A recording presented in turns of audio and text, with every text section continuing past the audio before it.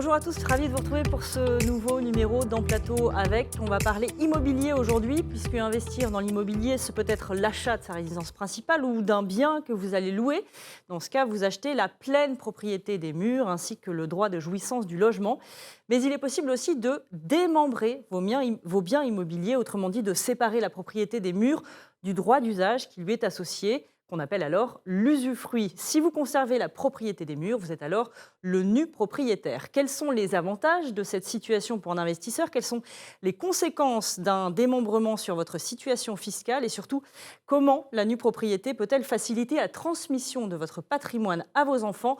On en parle aujourd'hui avec Thomas Abinal. Bonjour. Bonjour Sidonie. Vous êtes le cofondateur de Monetivia. Alors Monetivia propose de l'investissement en nue propriété dans l'ancien. Également avec nous aujourd'hui Baptiste Aurine. Bonjour. Bonjour Sidonie. Vous êtes le directeur commercial de Catella Patrimoine qui propose du démembrement de propriétés résidentielles dans le neuf comme dans l'ancien pour le compte de tiers. Alors d'abord, pour une première partie, messieurs, on va parler très simple, essayer de comprendre ce qu'est vraiment le démembrement immobilier avant d'en détailler les avantages. Comment il fonctionne, Thomas Abinal? Alors Sidonie, vous l'avez presque tout dit en introduction, hein, mais c'est le Code civil en fait qui est clé sur ce sujet-là, puisqu'il prévoit la possibilité de scinder finalement la propriété d'un bien en deux, hein, c'est ce que vous avez dit. D'un côté, quelqu'un qui va conserver la possibilité d'habiter un bien ou de le mettre en location, ça c'est l'usufruitier. Il a un usufruit, usus, fructus, usus, j'habite, fructus chez les fruits du bien. Et de l'autre côté, vous avez le reste, j'ai envie de dire. C'est-à-dire que vous avez la propriété du bien, mais sans la possibilité de pouvoir en jouir. Ça, la nue propriété. Et c'est ça qu'on peut donc vendre à un tiers, par exemple un investisseur, qui préfère détenir des murs, mais sans percevoir de loyer, parce qu'il va acheter moins cher. Donc il y a encore de la pédagogie, à votre avis, à faire, Baptiste Aurine, sur la notion de démembrement? Il y en a besoin effectivement, Thomas l'a très bien relevé, on a un fondement qui est des plus anciens, le droit romain repris dans le code civil, il y a maintenant un peu plus de 200 ans. Au quotidien, les familles, alors soit consciemment, soit inconsciemment, entendent parler de démembrement. C'est souvent malheureusement pour des événements de succession ou d'anticipation successorale, avec des transmissions où le démembrement est mis en place entre parents et enfants. Mais la pédagogie, elle est nécessaire puisque depuis maintenant un peu plus d'une vingtaine d'années, sur le marché, sont proposés des investissements en nue propriété. Donc, c'est-à-dire la propriété est effectivement séparée, avec un usufruit qui grève la chose, un seul propriétaire du bien, le nu propriétaire, néanmoins besoin d'expliquer quand même et de traduire, on va dire, les grands enjeux de cette différenciation entre la jouissance d'une part et la propriété, puisque la propriété sans la jouissance peut être un véritable atout pour un investisseur. Donc on a fait la définition depuis le droit romain, on l'a bien compris. Et juste une question très simple qui me vient en ce moment, c'est en gros quels sont les actifs finalement qu'on peut démembrer, les actifs immobiliers qu'on peut démembrer? Thomas? On peut tout démembrer en réalité. Et c'est vrai que ce qui est intéressant sur le marché, je pense aujourd'hui, c'est qu'il y a maintenant plusieurs formules possibles pour des investisseurs qui souhaiteraient investir en une propriété, puisqu'ils peuvent le faire par exemple dans le neuf, avec des schémas souvent où l'usufruitier est un bailleur, mais Baptiste en parlera mieux que moi. Ils peuvent le faire dans l'immobilier ancien, très souvent, mais pas toujours. Ça peut être aussi un bailleur où on a un propriétaire qui est devenu usufruitier, donc une personne physique. Et puis on peut même faire de la SCPI, on peut démembrer des titres aussi. Non pas un actif, mais des titres d'une société, donc des titres d'une SCPI, pour que quelqu'un d'autre ait les revenus et l'investisseur ayant juste un investissement de type capitalisation et qui va devenir plus intéressant dans le futur. Donc aucune limite finalement dans le démembrement. Non, aucune limite technique, on va dire, pratique. Dès lors qu'il y a des investisseurs pour l'usufruit d'une part, pour la nue propriété, puis un vendeur qui accepte de céder de la sorte. Après, il y a, à notre sens, en tout cas, une limite qui est juste pragmatique, c'est-à-dire qu'on peut techniquement tout démembrer, si ce n'est qu'il faut qu'il y ait un intérêt à ce que le démembrement soit mis en place. Il faut qu'il y ait un intérêt économique, c'est ça qui va primer, pour qu'un usufruitier d'une part et un nu propriétaire trouve son compte à démembrer, que ce soit un portefeuille d'actions immobilières ou que ce soit un actif immobilier. Oui, vous parliez d'intérêt justement, au-delà de l'intérêt économique, l'intérêt pour l'investisseur d'un point de vue patrimonial, c'est quoi, Baptiste? L'intérêt premier, si on se concentre sur la nue propriété, effectivement, l'intérêt d'un investisseur en nue propriété, c'est avant tout de se délaisser complètement de la gestion d'un actif, puisque par définition, il en sera bien propriétaire, le seul et unique propriétaire, mais pendant une certaine durée, il y aura un usufruitier qui va gérer l'actif. Donc le gérer, ça veut dire effectivement toucher les loyers, ça c'est la conséquence, mais la cause, ça veut dire en assumer toute la responsabilité au quotidien, l'entretien, la remise en état, enfin, faire vivre l'actif immobilier. Donc pour le nu propriétaire, l'intérêt premier, effectivement, c'est à notre sens de s'en délaisser complètement et d'acquérir un actif sans avoir la gestion pour son compte. Thomas? sur cette Alors, question? alors ça, c'est vraiment fondamental, ce que dit Baptiste, c'est pas de gestion. Donc, un investissement vraiment qui apporte beaucoup de sérénité, je pense. L'autre intérêt, me semble-t-il, c'est sur le plan purement économique. C'est-à-dire que finalement, l'investisseur, il n'a pas les revenus locatifs. Ces revenus locatifs sont transformés pour lui en réduction de prix à l'entrée. Et donc, le grand intérêt, me semble-t-il, c'est ce qui va avec, c'est-à-dire de gommer la fiscalité qui s'appliquerait sinon sur les revenus fonciers. Donc, si vous voulez, c'est une bonne alternative pour des gens qui sont très fiscalisés, qui seraient très fiscalisés sur du revenu locatif classique. Et c'est une façon de capter des revenus d'une autre façon qui vont du coup être beaucoup moins touchés par la fiscalité, voire pas du tout même. C'est peut-être une question un peu décalée, mais il faut bien comprendre la différence entre le démembrement et le viager. Il y a une vraie différence, Baptiste? Il y a une différence en sémantique, non, puisque le démembrement renferme effectivement un démembrement par nature temporaire. D'un côté, il peut être viager, quand il est assis sur la tête d'une personne vivante, puisque par définition, elle va mourir. Donc le viager est attaché à sa durée de vie. Je laisserai Thomas plus en détail revenir sur ce point-là, mais effectivement, il y a une différence dans le sens où le démembrement temporaire, lui, a une durée fixe qu'on connaît dès le départ et qui n'est pas soumis à un aléa qui est la durée de vie de la personne. Donc, en l'espèce, on met en place un démembrement dès le départ avec une durée qui peut être d'1 an, mais en pratique, on va parler de 7 à 8 ans jusqu'à une vingtaine d'années. Et ce démembrement, dès le début, on fixe les règles du jeu, et pendant toute une durée connue à l'avance et à une date anniversaire, le démembrement est en place et l'usufruit à cette durée prévue dès le départ. Il y a la maîtrise de la durée. Exactement, Voilà, la c'est maîtrise dès le départ. ça. Thomas? Oui, Baptiste a raison, le viager finalement c'est une branche du démembrement, c'est une façon de faire du démembrement avec un droit qui est conservé par celui qui jouit du bien, qui est sa vie durant, et donc qui crée un aléa, pratiquement, en pratique, de durée de l'opération. Sachant que, bon, on ne va pas rentrer dans le détail, mais après, l'autre caractéristique du viager, c'est aussi d'avoir, classique, c'est de permettre du paiement très fractionné. Donc c'est aussi une façon pour l'acheteur d'avoir accès à un autre type de crédit. Mais voilà, essentiellement, le viager est une façon très spécifique de faire du démembrement. Si on doit détailler sur la durée, parce que vous l'évoquiez, effectivement, il y a plusieurs typologies de durée, c'est ça? On le fixe à l'avance, ça j'ai bien compris, mais quelle est la durée idéale finalement? La durée idéale va être celle qui correspond mieux à l'investisseur et à son plan d'investissement, si je puis dire. Alors, ça fait réponse un petit peu de Normand, mais c'est la réalité. C'est-à-dire que depuis une quinzaine d'années, le schéma d'investissement sous un usufruit locatif pour une durée fixe a souvent été de 15 ans minimum. Maintenant, on a quand même essayé de travailler à une forte recherche et développement pour faire diversifier cette offre. Et cette offre, aujourd'hui, elle est diversifiée puisqu'on a des durées qui peuvent aller de 7 ans jusqu'à 20 ans. Et pour ça, c'est la conséquence en fait, d'une méthode de travail de différents types d'usufruits. On va faire très simple. Selon l'usufruitier, on va avoir différents types de nus propriétaires. Donc chaque investisseur en nus propriétaire va pouvoir choisir sa nue propriété en fonction du type d'usufruitier qu'il y aura en face. Ça peut être un bailleur institutionnel, type Caisse des dépôts, des bailleurs dont c'est le métier, dont c'est la mission première de réaliser du logement, qui va n'avoir que l'usufruit et qui pendant 15 à 20 ans va produire du logement, social, intermédiaire ou libre. Ça peut être aussi un investisseur privé. Ça pourrait être nous trois qui décidions de monter une société pour faire de la gestion locative. À ce moment-là, on peut acheter l'usufruit pendant une durée déterminée. Il va falloir trouver l'équilibre économique avec le nu propriétaire pour qui ça va être intéressant d'investir en nue propriété sous cet usufruit. Et là, ça peut être 7 ans, 10 ans, 15 ans, 20 ans. Donc chaque investisseur va pouvoir choisir sa nue propriété en fonction de son besoin. Et de plus en plus, on voit des investisseurs qui calquent ce besoin en fonction de l'arrivée à la retraite, en se disant ça peut être un palliatif à, pour moi, une économie forcée pendant les années auxquelles j'ai les moyens d'investir. En revanche, quand j'arrive à la retraite, ça peut être intéressant d'avoir un actif productif de revenus. Donc on peut créer son propre schéma finalement d'investissement dans la nue propriété. Dans un monde idéal, effectivement. Voilà, en fixant les dates que l'on souhaite. On a donc bien compris ce qu'était le démembrement immobilier. Maintenant, on va parler démembrement surtout et stratégie patrimoniale.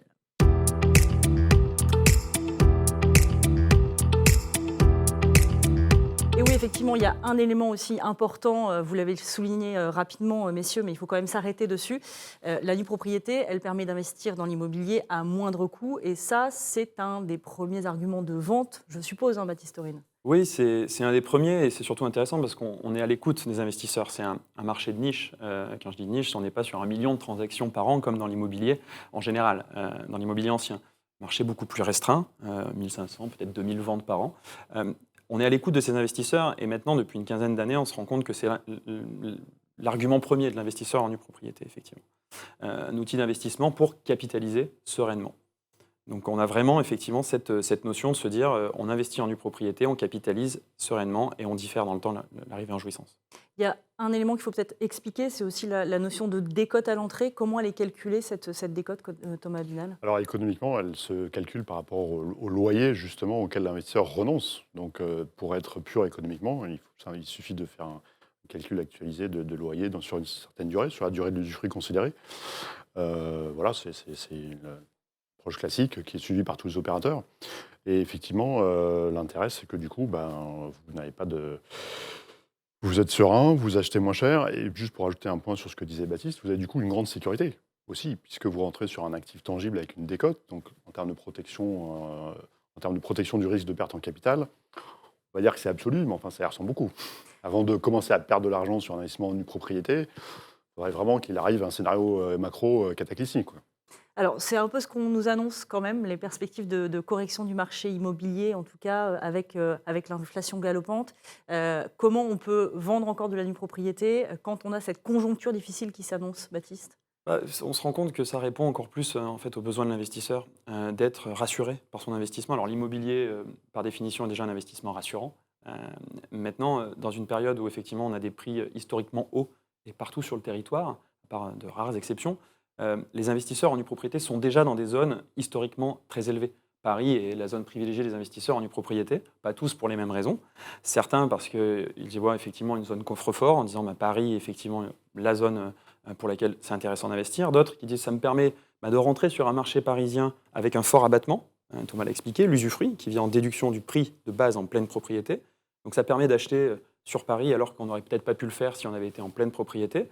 Et surtout, à Paris, les rendements sont très faibles. Donc acheter un actif, le mettre en location à Paris est peut-être moins pertinent que d'acheter en nue propriété et de capitaliser. Donc d'aller chercher finalement un investissement qu'on n'aurait pas pu se permettre dans de l'immobilier dit classique, en échappant à une forme de surchauffe des prix quand on considère que ça peut être en surchauffe. C'est ça l'idée, Thomas? C'est ça l'idée, et puis c'est l'idée de gérer le cycle en fait, parce que si vous achetez à 15 ans, sur une opération à 15 ans dans Paris, finalement le fait que dans les peut-être 2 ou 3 prochaines années, le marché baisse un peu, c'est pas grave, c'est pas le sujet en fait. Le sujet, c'est de rentrer avec une rentabilité mécanique déjà plus ou moins assurée, parce qu'on sait que sur un cycle long, logiquement, le marché va pas perdre. Voilà. C'est ça l'essentiel en fait.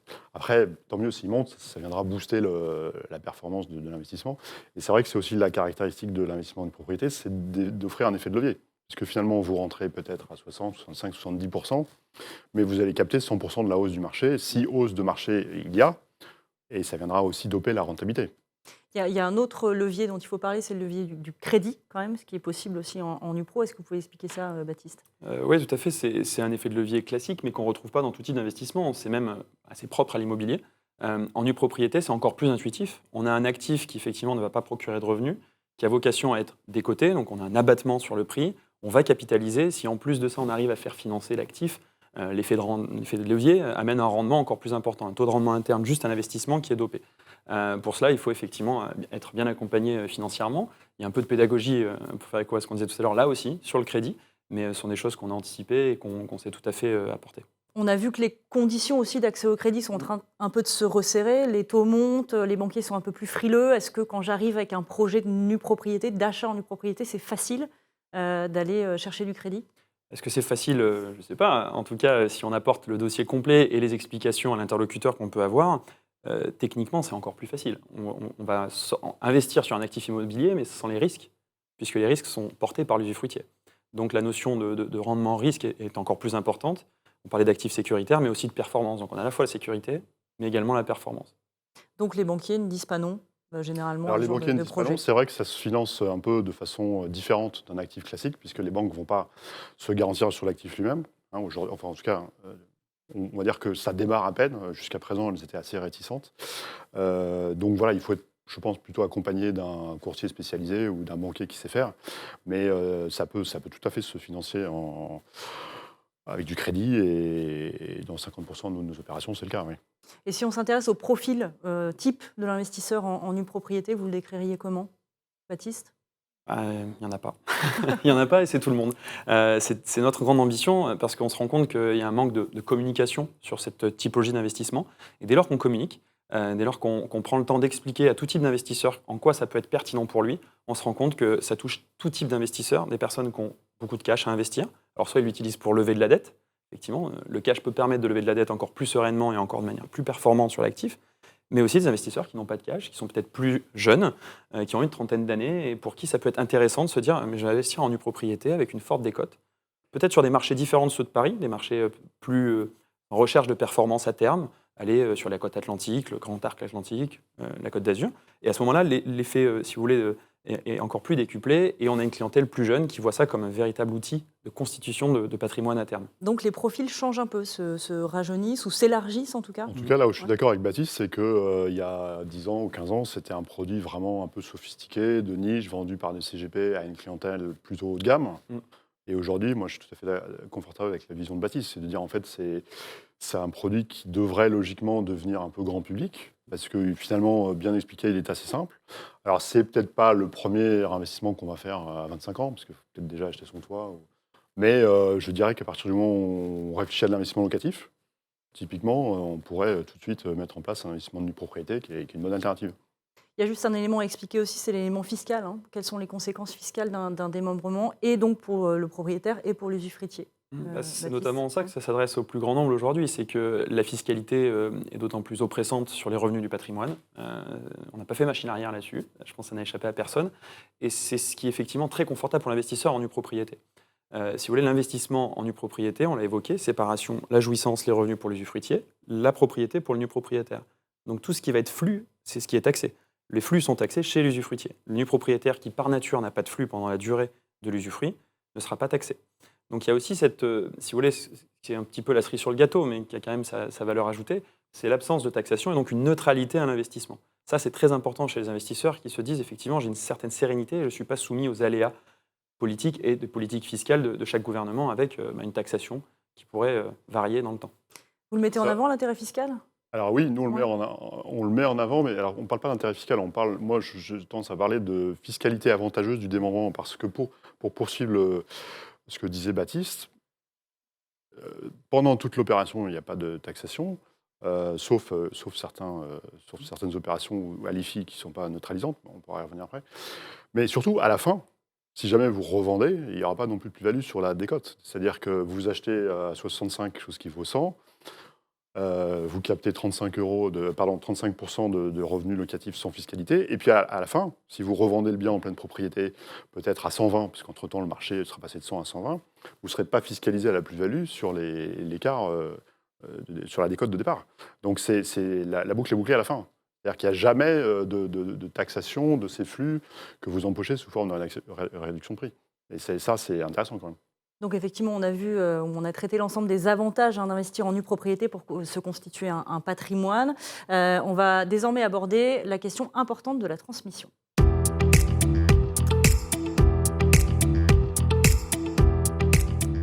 Et effectivement, c'est une question qu'il faut qu'on se pose. Pourquoi donner la nue propriété d'un actif immobilier est intéressant en termes de transmission de son patrimoine, très simplement. Thomas Binal.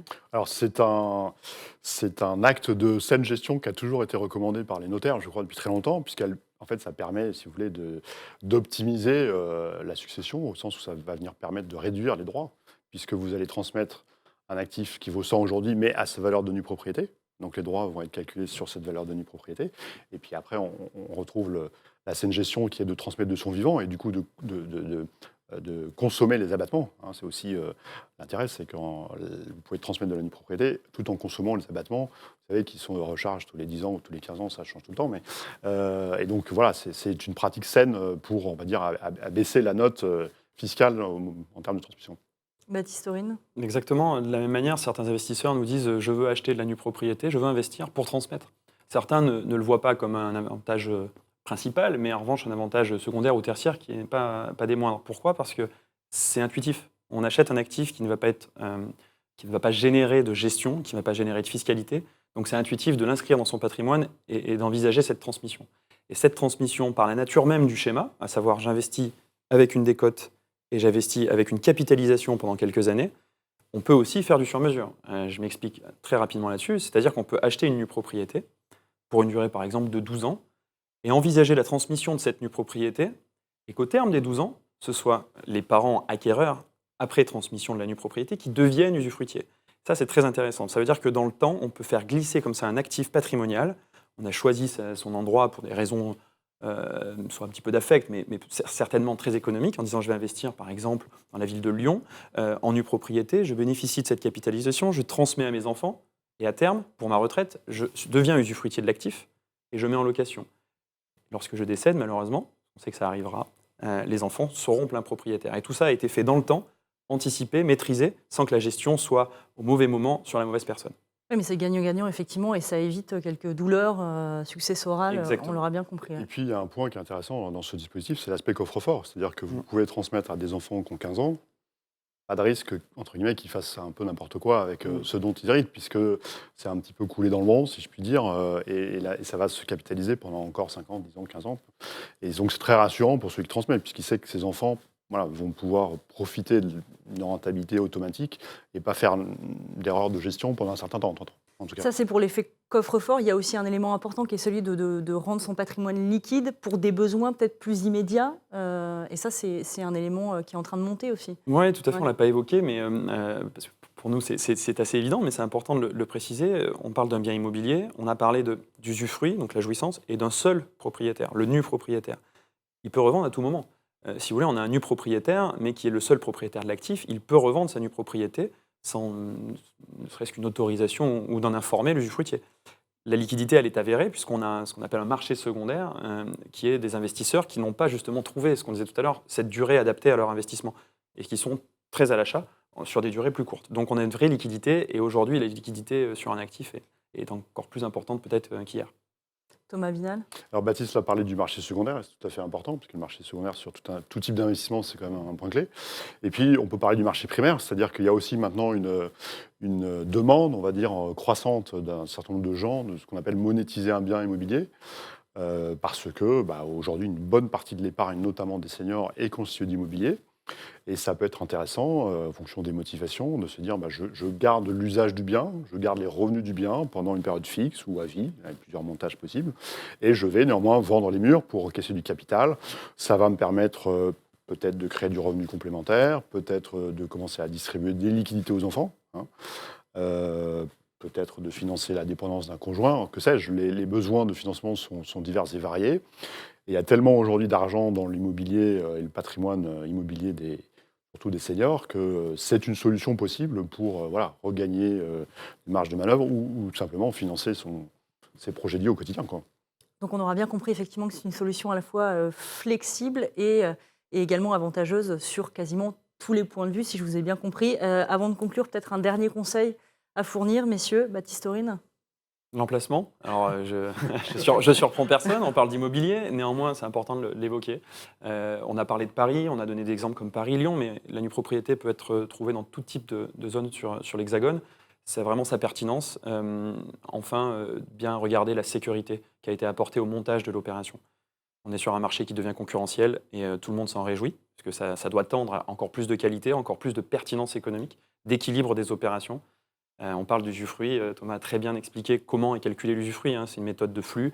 Il faut vérifier que les flux soient justes pour qu'on paye le bon prix. Alors certes, le bon prix en pleine propriété, mais aussi le bon prix en nue propriété, qui est au final la clé de l'investissement, puisque c'est grâce à cette valeur qu'on va réaliser sa performance ensuite. Thomas. Moi, l'autre conseil que j'ai envie de donner, c'est de ne pas mélanger les genres. C'est-à-dire que la nue propriété, vous l'avez compris, par définition, on n'a pas l'usage de l'actif pendant un certain temps. Donc ça me paraît inutile de raisonner en tant que éventuellement futur utilisateur possible. Je dirais que c'est avant tout un outil d'investissement, enfin c'est avant tout une opportunité d'investissement. Et donc je pense que c'est pas utile de rajouter ou de mixer là-dedans des motivations de futurs utilisateurs, parce que on confond un peu les deux. C'est avant tout pour prendre position sur le marché. Par contre, ça, je pense que c'est excellent. C'est-à-dire que même si on se voit en utilisateur dans le futur, c'est bien de prendre position sur le marché. Pour autant, le sujet, quand on investit, c'est pas de savoir si le papier peint il est rouge ou jaune. Parce que avant tout, c'est la localisation, c'est les flux, c'est la qualité juridique du montage, c'est l'économie, c'est les economics. C'est pas la décoration. Et donc, je pense que c'est bien utile de se dire, soit je suis en train d'investir, soit j'achète pour habiter. C'est deux choses différentes. Et Perfect, ouais. Voilà. De bien être serein donc, sur sa stratégie d'investissement et ne pas hésiter à se faire accompagner. Merci beaucoup, messieurs. Thomas Vinal, cofondateur de Monetivia, Baptiste Aurine, directeur commercial de Catella. Merci à tous. Je vous signale bien sûr que vous pouvez poser toutes vos questions à nos experts via un mail qui va défiler dans le générique de l'émission. À très bientôt.